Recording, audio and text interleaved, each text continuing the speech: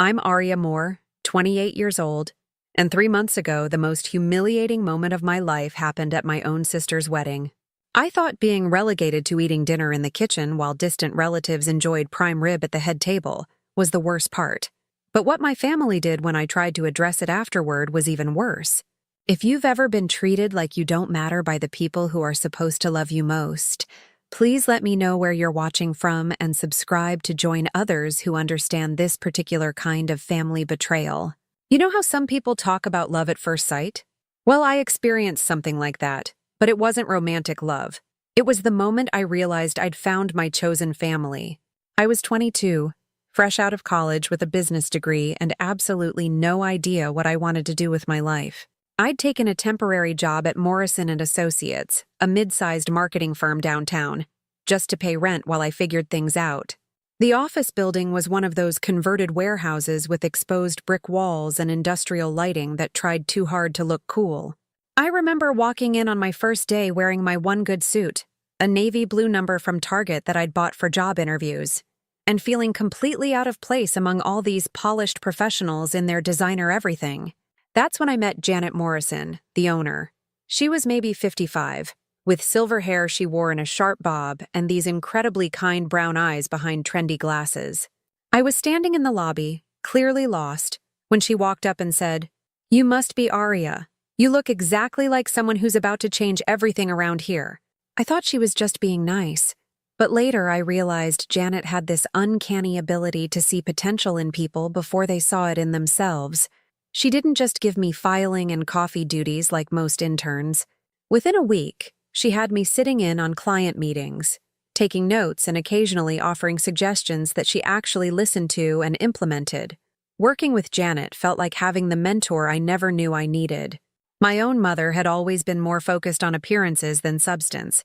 Everything was about how things looked to other people, whether we seemed successful enough, put together enough, worthy enough. But Janet cared about results and integrity and treating people with respect regardless of their title or salary. She taught me that business wasn't just about making money, it was about solving problems and building relationships and creating something meaningful. Within 6 months, she'd promoted me to junior account coordinator. Within a year, I was handling my own clients. By year 2, I was bringing in enough business to justify a significant raise and a real office with windows that looked out onto the river. The work itself was challenging in the best possible way. We handled marketing campaigns for everything from local restaurants to regional healthcare systems to tech startups that were trying to break into new markets. I discovered I had a talent for understanding what made different audiences tick and translating that into campaigns that actually moved the needle. There was this one campaign I developed for a chain of family-owned bakeries that was struggling to compete with big box stores. Instead of trying to compete on price, we positioned them as the heart of the community, places where you could bring your kids for their first birthday cake, where the staff knew your name and your usual order, where supporting them meant supporting your neighbors. Sales increased 40% in 6 months. But it wasn't just professional success that made those years special. Janet's team became like a second family to me. There was Marcus, our creative director, who could make anyone laugh even during the most stressful campaign launches, and who always remembered everyone's birthdays with handmade cards featuring terrible puns. Sarah, our account manager, who had this incredible ability to calm down even the most unreasonable clients and who brought homemade soup whenever anyone was sick. David, our tech guy, who was awkwardly sweet and would stay late helping anyone who was struggling with software issues without ever making them feel stupid about it. We'd work long hours together, celebrate wins together, commiserate over losses together. They were the people I called when I needed advice, when I wanted to share good news, when I just needed someone to remind me that I wasn't alone in the world. My family, meanwhile, seemed to exist in a completely different universe. Growing up, everything had always revolved around my older sister, Rebecca. She was the pretty one, the popular one, the one who did everything right according to our parents' very specific definitions of success. She married young to a guy who worked in finance, had 2 kids by 25, and lived in a house that looked like it belonged in a magazine spread. Our parents treated her like she'd won some kind of life lottery, while I was perpetually the disappointing one who hadn't figured out the formula for their approval. They'd make comments about how nice it would be if I found someone to settle down with, how they worried I was working too hard, how career success was fine, but it couldn't keep you warm at night. The irony was that I was actually happier and more fulfilled than I'd ever been, but they couldn't see past their narrow vision of what a successful life should look like. By year 3 at Morrison & Associates, Janet had made me a junior partner and given me equity in the company. I was making more money than I'd ever imagined possible and genuinely loved what I did. My typical day started with coffee and checking emails while watching the sunrise from my apartment balcony. I'd managed to rent a place in one of the converted lofts near the office with huge windows and hardwood floors. Then I'd walk to work through downtown, stopping at Mario's Cafe for my usual blueberry scone and another coffee while chatting with the owner about his grandson's baseball team. The office would buzz with activity as everyone arrived and started diving into their projects. I might spend the morning reviewing campaign analytics with Sarah, brainstorming creative concepts with Marcus, or meeting with potential new clients who'd heard about our work through word of mouth. Lunch was often a working meal, but we'd try to eat together as a team at least once a week, usually at this little Vietnamese place around the corner where the owner, Mrs. Nguyen, would bring us extra spring rolls and ask about our families. Afternoons might involve client presentations, strategy sessions, or crisis management when campaigns needed quick adjustments. But even the stressful parts felt manageable because I was surrounded by people who had my back and work that felt meaningful.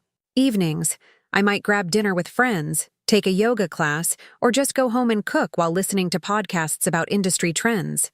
Weekends were for hiking, trying new restaurants, visiting farmers markets, and occasionally helping Janet with community volunteer projects that she was always organizing.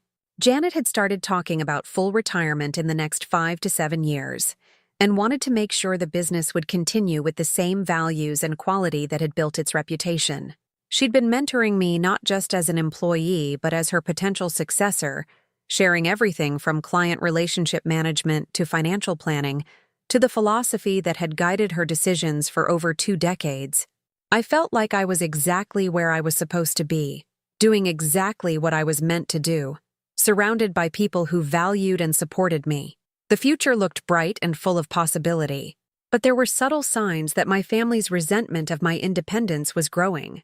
Comments became more pointed about my single status, my work schedule, my priorities. During family gatherings, they'd make jokes about how I was married to my job or too good for a regular life. When I'd share excitement about a successful campaign or a promotion, the responses were lukewarm at best. Rebecca would change the subject to her kids' accomplishments or her husband's latest achievement. My parents would nod politely, but then immediately ask when I was going to give them grandchildren or find someone to take care of me. It was like they couldn't understand that I didn't need taking care of. I was taking care of myself just fine, thanks. The warning signs escalated when Rebecca announced her engagement to her second husband. Apparently, the first marriage hadn't been the fairy tale it appeared to be, though the family had kept that drama mostly under wraps. This time, she was marrying someone even better, according to our mother. A surgeon who came from what they kept calling a good family, with old money and social connections. The wedding planning became an all-consuming obsession for Rebecca and our parents, with constant conversations about venues, guest lists, flowers, and every other detail that would ensure this event properly showcased the family's elevated status. I offered to help multiple times, suggesting that my marketing experience might be useful for coordinating vendors or managing logistics. But every suggestion was politely dismissed. They had everything under control, they said. They'd hired a professional wedding planner who specialized in elegant affairs. They didn't need my business skills for something as personal and special as Rebecca's big day. The message was clear. This wasn't my world, and my expertise wasn't welcome or valued here. The day everything changed started like any other Thursday in September. I woke up to my alarm at 6:30, made coffee in my favorite blue ceramic mug, and sat on my balcony watching the city wake up while I reviewed my schedule for the day. I had a client presentation at 9, a team meeting at 11, and lunch with a potential new client at 1. The air was crisp, with the first hint of fall, and I remember feeling optimistic about a campaign we were launching the following week for a nonprofit that worked with homeless veterans. I showered, dressed in my favorite burgundy blazer and black slacks, and walked to work with my usual stop at Mario's. The presentation went well. Our client loved the creative concepts Marcus had developed, and they approved the full campaign with only minor adjustments. The team meeting was productive. We were ahead of schedule on most projects and had several promising leads for new business. I was feeling good about everything as I headed out for my lunch meeting. That's when my phone rang. Rebecca's name appeared on the screen, which was unusual. We rarely talked unless it was about family gatherings or obligations. Her voice sounded strange when I answered, higher-pitched and breathless in a way that immediately put me on alert. "Aria, thank God you answered. I need to talk to you about something important. Are you sitting down?" I was standing on the sidewalk outside the restaurant where I was meeting my potential client, checking my watch to make sure I wasn't late. "What's wrong? Is everyone okay?"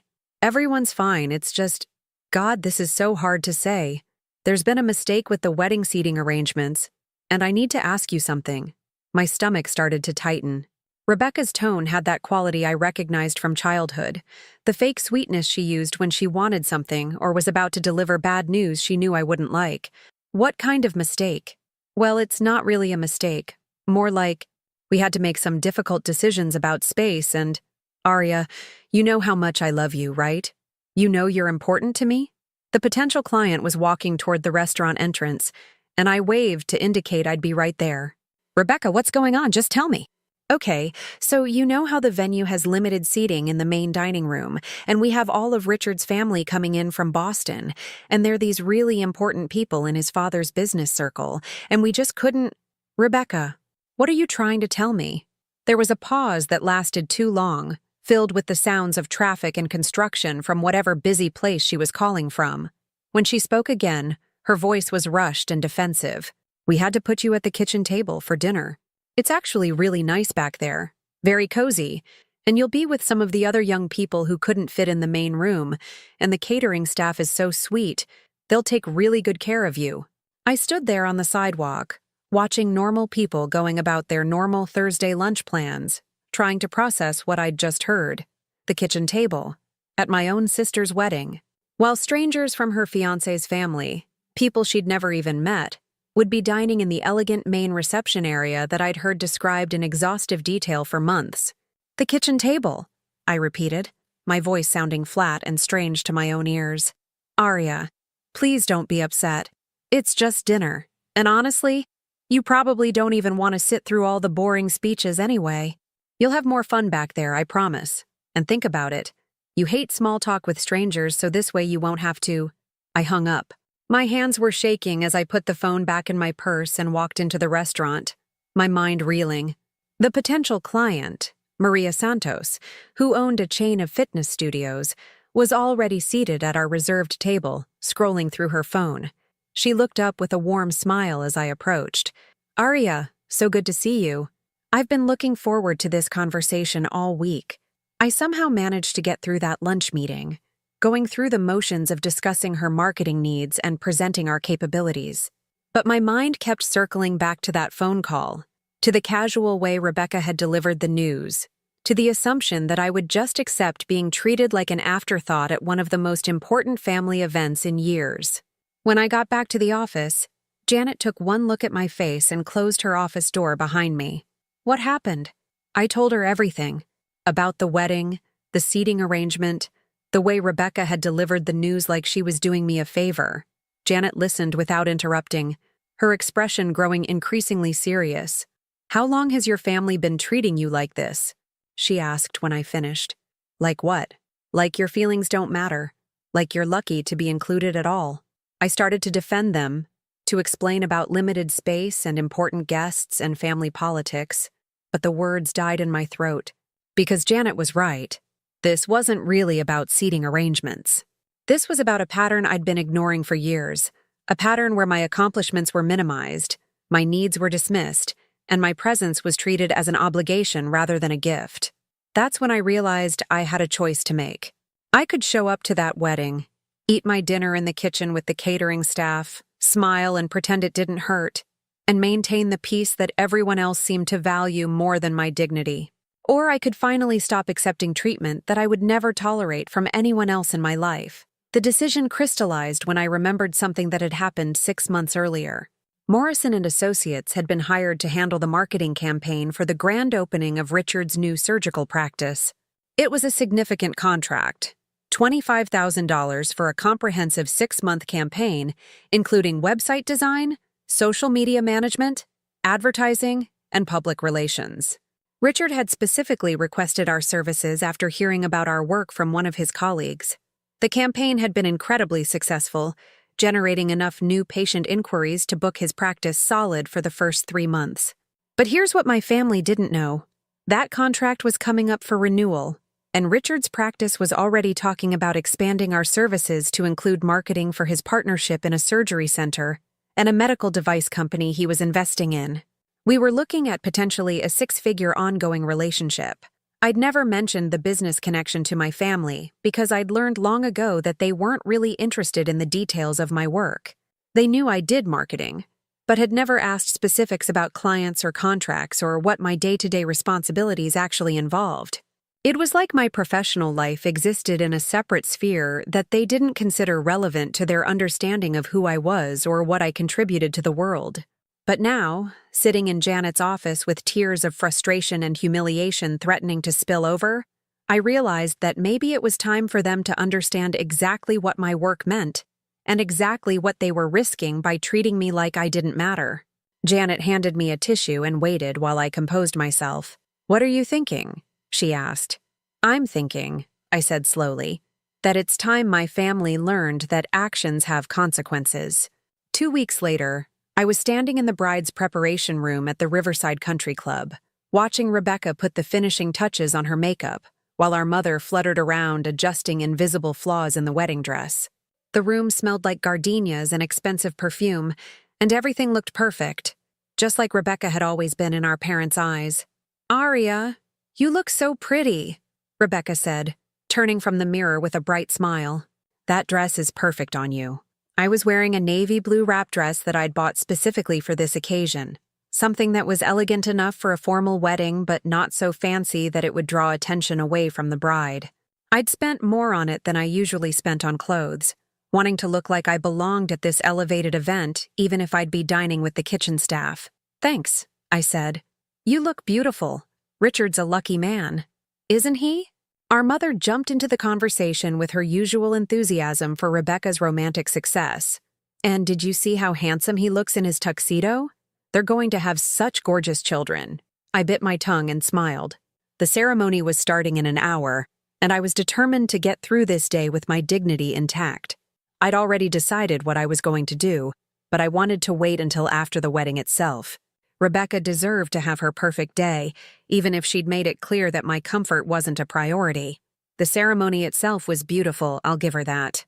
The country club's gardens were decorated with white roses and soft lighting, and Rebecca did look radiant walking down the aisle in our grandmother's antique lace dress. Richard waited at the altar with tears in his eyes, surrounded by his groomsmen in their perfectly fitted tuxedos. The officiant spoke about love and commitment, and building a life together based on mutual respect and support. I sat in the 3rd row, not with immediate family because those seats were reserved for Richard's parents and siblings, but close enough to see everything clearly. Our parents beamed with pride from the front row, our mother dabbing at her eyes with a lace handkerchief during the vows. It was exactly the kind of picture-perfect moment that our family lived for. The kind of thing that would generate hundreds of social media posts and conversations at the country club for months to come. After the ceremony, cocktail hour began on the terrace overlooking the river. I made polite conversation with distant relatives and family friends, accepting congratulations on Rebecca's happiness, as if I'd had anything to do with it. Richard's family mingled with ours, everyone commenting on how lovely everything looked, and how perfect the weather was, and how wonderful it was that Rebecca had found such a nice young man from such a good family.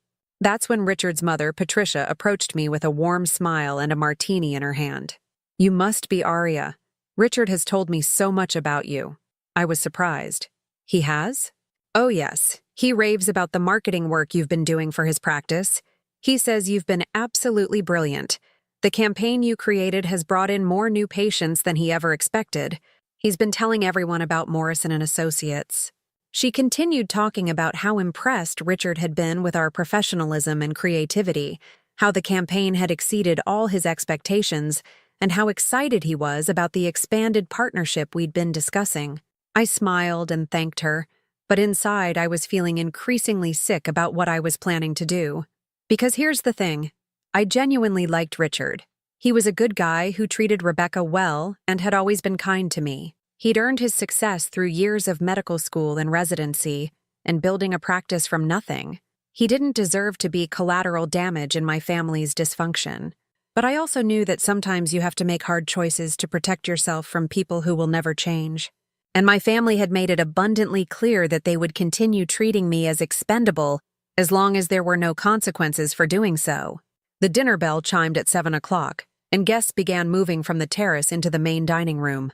I watched as Richard's family, our parents, and other important guests found their seats at elegantly appointed tables with crystal glasses, fine china, and centerpieces of white orchids.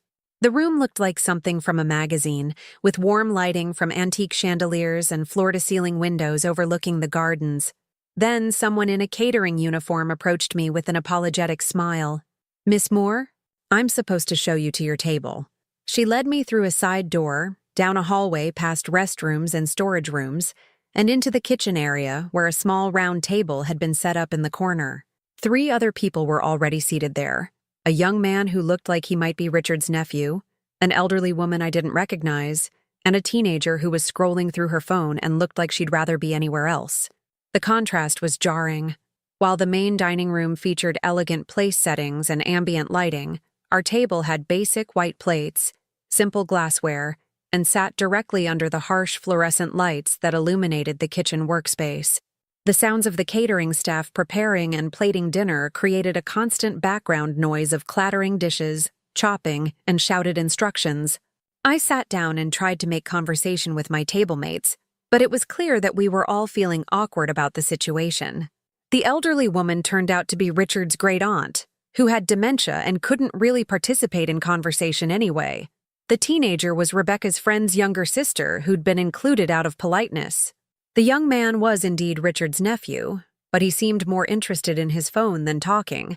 We could hear the sounds of the reception happening in the main dining room. Laughter, clinking glasses, the muffled sound of the best man's speech beginning. Meanwhile, we sat in the kitchen eating our plates of lukewarm chicken and overcooked vegetables, while servers bustled around us preparing the next course for the real guests. That's when I made my decision. I excused myself from the table, telling my fellow kitchen diners that I needed to make a phone call. I walked out to the parking lot where I could have some privacy, pulled out my phone and scrolled through my contacts until I found the number I was looking for. Richard answered on the second ring, his voice slightly breathless. "Arya, is everything okay?" "Hi, Richard. I'm so sorry to bother you, especially today. I know you're busy with the reception. Don't worry about it.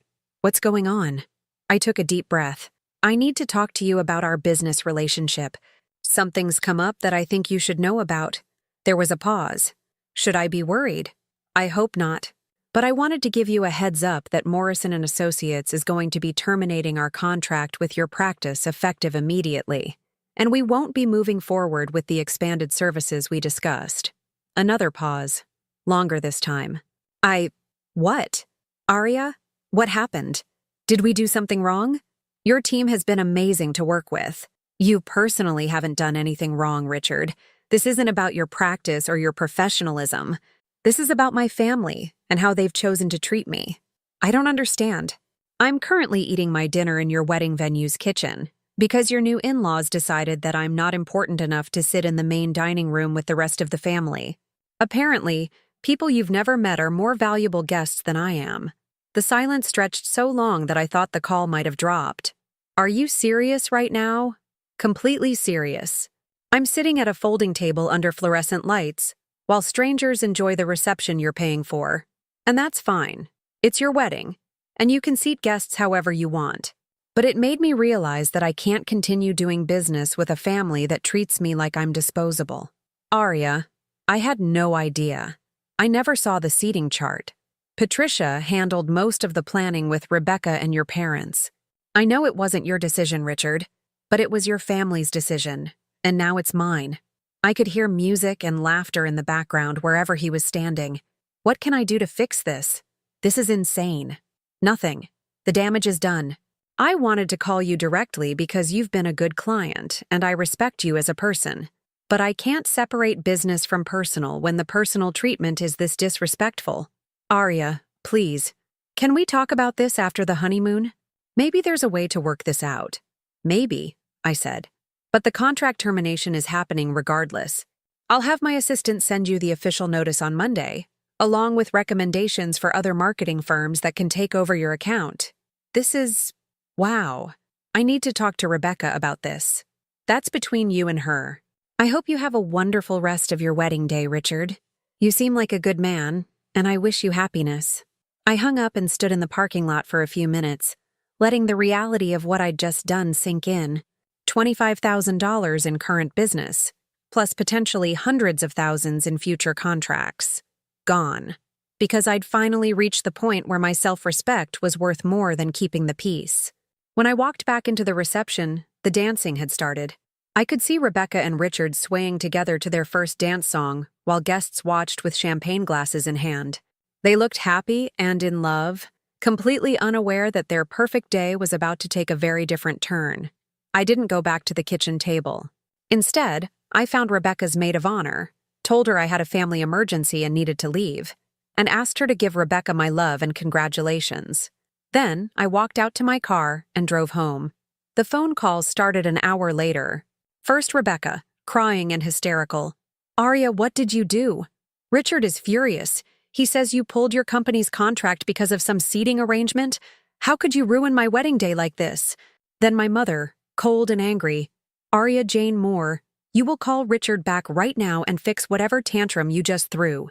This is the most selfish, vindictive thing you've ever done. Then my father, disappointed and confused. Honey, I don't understand what happened, but Richard seems very upset about some business situation. Can't you just apologize and work it out? I turned off my phone and ran a hot bath with lavender bath salts. I lit candles, poured a glass of wine, and sank into the warm water while I processed the enormity of what had just happened. For the first time in years, I'd prioritized my own dignity over my family's comfort. It felt terrifying and liberating at the same time. The next morning brought more calls, more anger, more demands that I fix what I'd broken. But it also brought something else. A text message from Janet that simply said, I'm proud of you. When I got to work on Monday, the entire team rallied around me. Marcus brought me coffee and a chocolate croissant. Sarah gave me a hug and told me I was brave. David awkwardly patted my shoulder and said he thought my family sounded like jerks who didn't deserve me.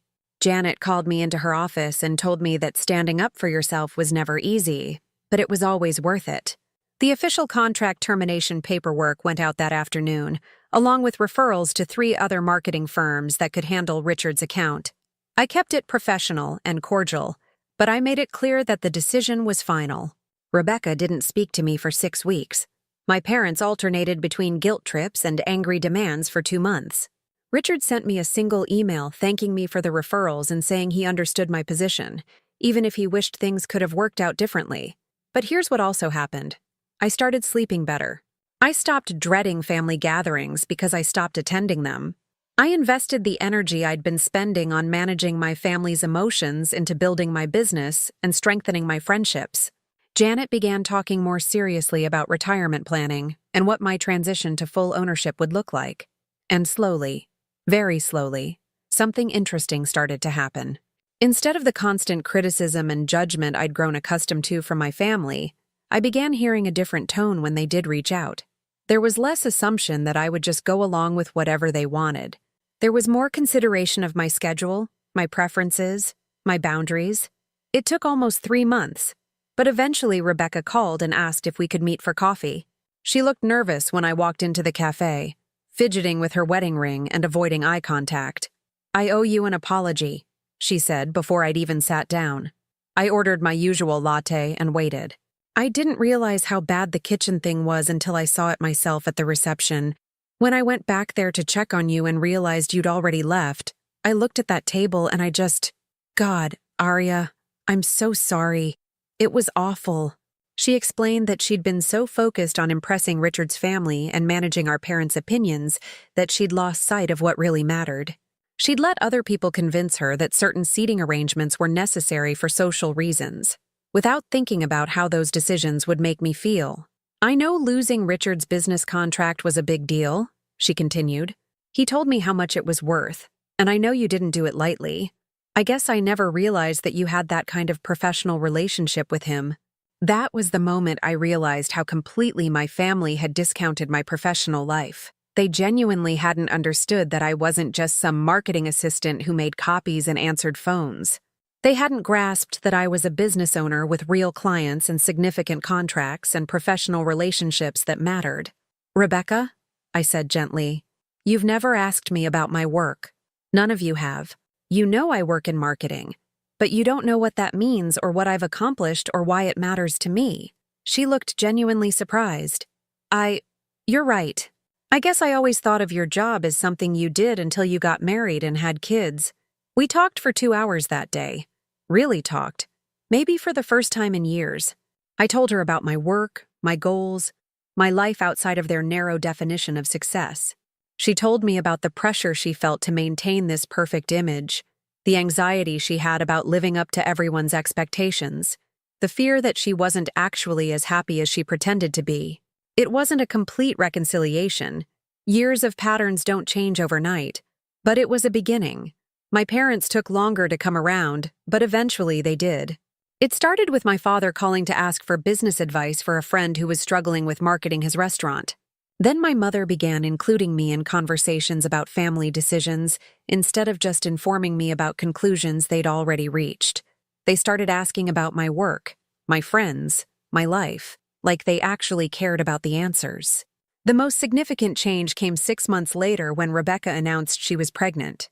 Instead of assuming I'd be available for baby shower planning and nursery setup and all the other supportive tasks that had always fallen to me, she actually asked if I wanted to be involved and respected my boundaries when I said I'd love to help but needed advance notice because of my work schedule.